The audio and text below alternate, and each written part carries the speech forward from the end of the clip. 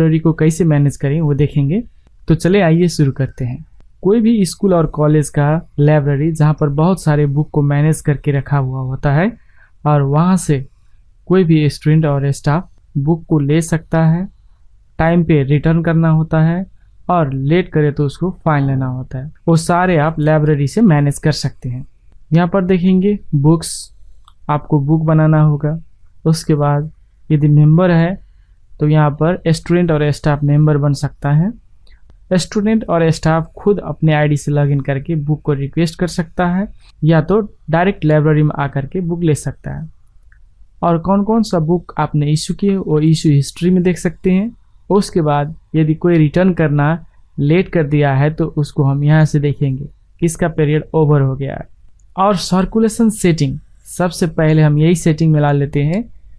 इस circular setting में आप दो देख सकते हैं, जैसे कि स्टाफ और स्टूडेंट दोनों के लिए अलग अलग सेटिंग रहेगा।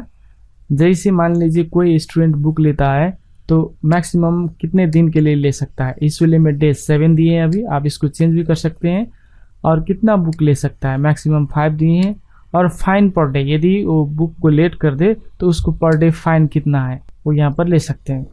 मान लीजिए स्टूडेंट को अभी आप 7 डेज का लिमिटेशन दिए हैं, मैं 10 डेज कर दे रहा हूँ और limitation 5 days, fine per day 5। Update कर देते हैं। अब देख सकते हैं स्टूडेंट का जो है यहाँ पर स्टूडेंट का इशू लिमिट डेज 10 हो गया है, बुक लिमिटेशन 5 और फाइन पर डे 5 हो गया है। उसके बाद आप लाइब्रेरी में बुक वगैरह बनाना होगा एक ही बार इनिशियल टाइम में, शुरू में आपको बनाना है, बाद में नहीं बनाना पड़ेगा। यदि लाइब्रेरी में कोई नया बुक ऐड करते हैं तभी करना पड़ेगा, या कोई लॉस्ट हो गया तो आपको यहाँ पर से मैनेज करना होगा। मान लीजिए आप बुक डिटेल में गए या यहीं से आप बुक डिटेल में जाएंगे तो यहाँ पर अभी ब्लैंक है, आपको बुक ऐड करना है सो बुक ऐड करेंगे। लेकिन उससे पहले आपको कैटेगरी मैनेज करना होगा, कौन कौन सा कैटेगरी का बुक है।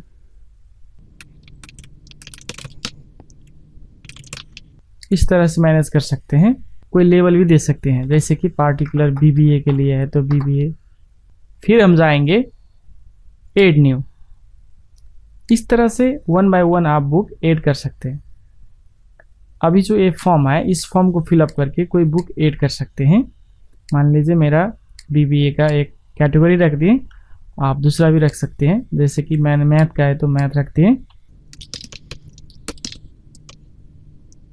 और इसमें कितना बुक ऐड करना है, जैसे कि मैथ का आप 100 बुक, मैथ का आप 100 बुक किन के लाए और लाइब्रेरी में रखना चाह रहे हैं तो 1 to 100 इस मैथ का 100 कॉपी ऐड करना है। बुक नेम क्या है, बेसिक मैथमेटिक्स। सब टाइटल है तो लिख सकते हैं। ऑथर कौन है, मान लीजिए ऑथर ए हुआ। उसका प्राइस कितना है और बुक का स्टेटस क्या है, अभी अवेलेबल दिखाई देना पड़ेगा। और इमेज है तो इमेज रख दीजिए। अब हम सेव करते हैं। ये हमारा बुक क्रिएट हो गया और आप यहाँ पर देख सकते हैं कि टोटल नंबर ऑफ बुक 100 है और अवेलेबल भी 100 है। यहाँ पर मैथ कोड ए हुआ और बेसिक मैथमेटिक्स ऑथर जिसका उमेश है अभी 100 कॉपी है। कैसे देखेंगे वो, हम इसी में व्यू करेंगे या कोई भी नाम में, जैसे कि यहीं पर नाम पर क्लिक किए तो अब हमारा बुक का जो डिटेल है वो व्यू हो गया है और यहाँ पर हम देख सकते हैं सारे बुक अवेलेबल है। अब ये जो अब रैक में मिला करके रखेंगे आप, वहाँ पर सारे बुक में कोड देना है। सारा बुक का कोड डिफरेंट होगा, जैसे कि एक कोड अभी बन गया है, यही कोड लिख देना है डिफरेंट बुक में, ताकि बाद में इशू करने के वक्त वही कोड डालने से वो बुक आ जाए। अभी सभी अवेलेबल है, बाद में यदि कोई बुक लॉस्ट हो गया, डैमेज हो गया तो यहीं से आप स्टेटस चेंज कर सकते हैं। अभी फिलहाल 1 2 3 4 ही स्टेटस है, बाद में आपको ऐड करना हो तो आप डायनेमिक से स्टेटस सेटिंग बुक स्टेटस से रख सकते हैं। जैसे मिसिंग रख दें, उसके बाद आप यहाँ पर रिफ्रेश करेंगे तो यहाँ पर मिसिंग भी दिखाई देगा। ठीक है, अभी सारा बुक अवेलेबल है। तो आपने बुक बना लिए। बल्क में यदि बुक बनाना हो तो बल्क इंपोर्ट में जाइएगा, एक टेम्पलेट डाउनलोड करना है, उसके बाद इस टेम्पलेट को इंपोर्ट करना है। देखिए मैंने 2 फिर बना लिए। इस तरह से आप ऐड कर सकते हैं और इसमें एक ही बुक है तो यहाँ पर जा कर के आप फिर से ऐड कॉपी कर सकते हैं। यदि मान लीजिए 2 से लेकर के 20 तक करना है इंसर्ट, 19 को भी इंसर्ट होगा। यहाँ पर देखिए सारा बुक आ गया। ठीक है, इस तरह से आप बुक फिर से ऐड कर सकते हैं, बुक को एडिट कर सकते हैं, व्यू कर सकते हैं, अवेलेबल कितना है वो सारा देख सकते हैं, फिल्टर भी कर सकते हैं। अब आते हैं हम मेंबरशिप में। अभी इस सिस्टम में स्टाफ और स्टूडेंट लाइब्रेरी का मेंबर हो सकता है। तो आप मेंबरशिप में जाइएगा तो अभी यहाँ पर ब्लैंक दिखाई देगा, आपको ऐड करना होगा। ऐड करने के वक्त आपको यहाँ पर चूज करना होगा स्टूडेंट है और स्टाफ है। यदि मैनुअली आप कर रहे हैं 1 बाय 1 तो यहाँ पर कोई भी स्टूडेंट का कोड लिखेंगे, जो रजिस्ट्रेशन का कोड होगा, और स्टेटस क्या रखेंगे, एक्टिव तो एक्टिव, ऐसे क्लिक करेंगे। अभी स्टाफ में उसका रजिस्ट्रेशन नंबर नहीं है तो नहीं मिला। हम स्टूडेंट से जाते हैं, वही रजिस्ट्रेशन नंबर रखते हैं, एक्टिव करते हैं, सेव करते हैं। ये तो स्टूडेंट था, इसीलिए स्टूडेंट का मेंबरशिप यहाँ पर असाइन कर दिए।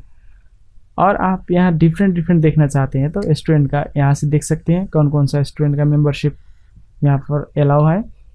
और आप स्टूडेंट डिटेल में जाकर भी उसको मेंबरशिप दे सकते हैं। मानिए सारे स्टूडेंट को मैं मेंबर बनाना चाह रहा हूँ लाइब्रेरी का, तो यहीं से क्रिएट मेंबरशिप और यस करेंगे तो ये सारा यहाँ पर लाइब्रेरी में मेंबर बन के आ जाएगा।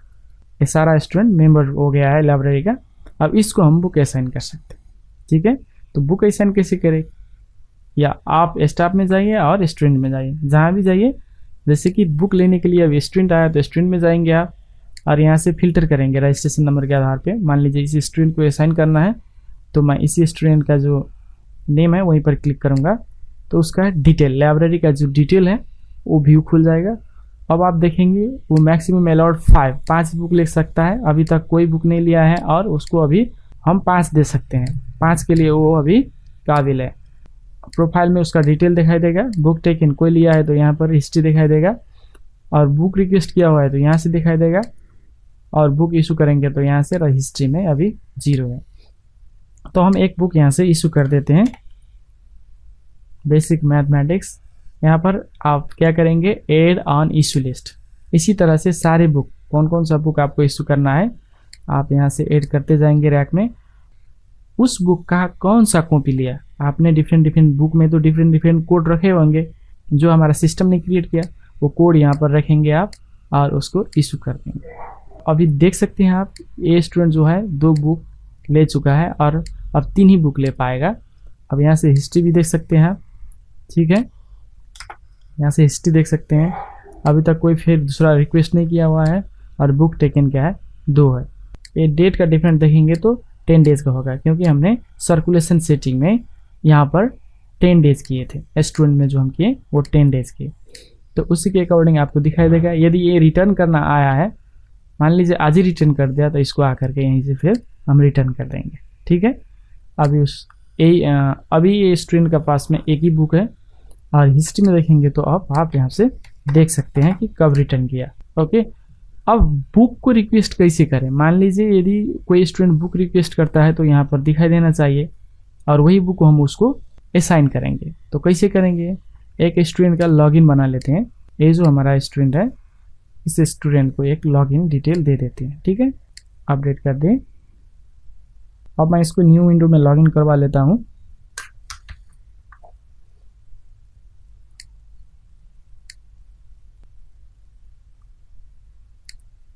अब यहाँ पर इस स्टूडेंट को कुछ नहीं दिखाई दे रहा है, क्योंकि परमिशन ही नहीं दिया गया है। आप रोल एंड परमिशन में जाइएगा, एक ही बार करना होता है, और बाद में कोई चेंजेस करना हो तो कर सकते हैं। मान लीजिए स्टूडेंट को हम अभी सारे फैसिलिटी दे रहे हैं, अपडेट कर दें। उसके बाद फिर आएंगे आप यहाँ पर रिफ्रेश करेंगे तो अभी स्टूडेंट लॉगिन हो गए हैं। अभी हमको बुक रिक्वेस्ट करना है तो हम लाइब्रेरी में जाएंगे, और यहाँ से देख सकते हैं maximum book allow 5 1 issues for eligible. अभी तक 2 ट्रांजेक्शन हुआ है। अब अभी पर 2 बुक है, जिसमें से एक हमने रिटर्न कर दिए। ठीक है, कोई नया बुक रिक्वेस्ट करना हो तो बुक रिक्वेस्ट में जाना है, और यहाँ से देखना है कि लाइब्रेरी में कौन कौन सा बुक है। यहाँ से फिल्टर भी कर सकता है, फिल्टर करेगा यहाँ पर बुक।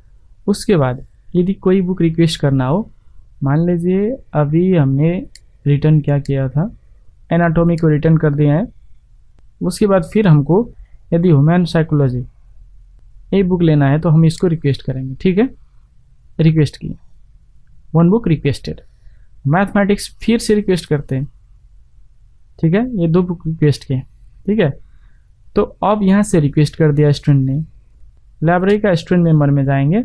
अब इस स्टूडेंट ने एक बुक ले लिया और 4 इजिली अवेलेबल है।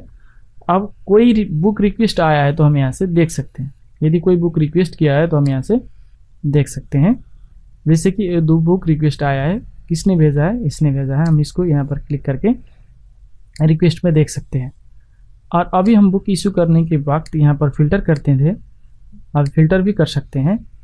और यहीं से यदि उसको देना है, ये 2 बुक रिक्वेस्ट किया हुआ है तो इसी को हम ऐड कर सकते हैं। इसी को ऐड किए तो यहाँ पर ऐड हो जाएगा, ठीक है, यहाँ पर ऐड हो गया। फिर कोई बुक रिक्वेस्ट किया है तो फिर हम यहाँ से ऐड करेंगे और यहाँ पर देखिए ऐड हो गया है। तो हमको कौन सा बुक इशू करना है वो यहाँ पर सिलेक्ट करेंगे, उसके बाद इशू कर देंगे। इसी तरह से रिक्वेस्ट किया हुआ था जिसमें से एक बुक हमने उसको असाइन कर दिया और इसको कैंसिल करते हैं क्योंकि मैं तो वो ले ही गया है। सो इस तरह से आप कैंसिल कर सकते हैं। तो इस लाइब्रेरी मॉड्यूल में आपने देखा कि सबसे पहले हमको सर्कुलेशन सेटिंग मिला लेना है। सर्कुलेशन सेटिंग यानी कि बुक किसको कितना देना है, कितने दिन के लिए देना है और फाइन कितना चार्ज करना है। और उसके बाद यदि बुक ऐड करेंगे तभी तो बुक असाइन कर पाएंगे, तो बुक ऐड करना है। उसके बाद मेंबर बनाना है, चाहे स्टाफ हो या स्टूडेंट हो। यदि हमने स्टाफ और स्टूडेंट में उसका रिकॉर्ड ऐड किया हुआ है तो हम यहाँ से उसको मेंबर बना सकते हैं या तो स्टूडेंट पैनल में जा कर के ही बल्क में कर सकते हैं। कोई बुक रिक्वेस्ट आया है तो यहाँ से दे सकते हैं और हमने क्या क्या इशू किया, क्या रिटर्न हुआ, सारे यहाँ से फिल्टर करके देख सकते हैं, ठीक है। ये बुक 2 अभी इशू है और कौन कौन सा बुक रिटर्न हो गया है वो भी फिल्टर करके देख सकते हैं, ठीक है, इस तरह से। उसके बाद रिटर्न पीरियड ओवर, किसी का रिटर्न पीरियड ओवर हुआ है तो यहाँ से हम देख सकते हैं। कोई यदि बुक ले गया है और उसका रिटर्न पीरियड ओवर हो गया है, जैसे कि 10 डेज के लिए हमने स्टूडेंट को दिया था, मैक्सिमम लिमिट उसका 10 डेज है, वो 11 डेज या मोर देन 10 डेज यदि बुक रखता है तो उसको पर डे फाइन लगेगा और इस लिस्ट में उसका नाम दिखाई देगा और स्टाफ का यहाँ पर दिखाई देगा। आपको यदि उसको अलर्ट पठाना है कि आप अपना लाइब्रेरी क्लियरेंस करिए तो आप यहाँ से चेक कर सकते हैं, स्टूडेंट को पठाना है या स्टाफ को पठाना है या दोनों को पठाना है, आप यहाँ से चेक कर सकते हैं। यहाँ से सेंड रिमाइंडर मैसेज भेज सकते हैं और ये मैसेज जाएगा कहाँ से, आप अलर्ट टेम्पलेटिंग में इनेबल करना होगा। जो लाइब्रेरी का है यहाँ से फाइंड कर सकते हैं, लाइब्रेरी का रजिस्ट्रेशन का मैसेज, रिटर्न पीरियड ओवर का मैसेज जो है यहाँ से आपको इनेबल कर देना है, ठीक है। SMS भेजना है तो SMS, ईमेल भेजना है तो ईमेल सेव कर देंगे। अब आपने यहाँ पर इनेबल करके छोड़ दिए हैं तो आप यदि यहाँ से रिमाइंडर सेंड करते हैं तो उस स्टूडेंट और स्टाफ को रिमाइंडर जाएगा।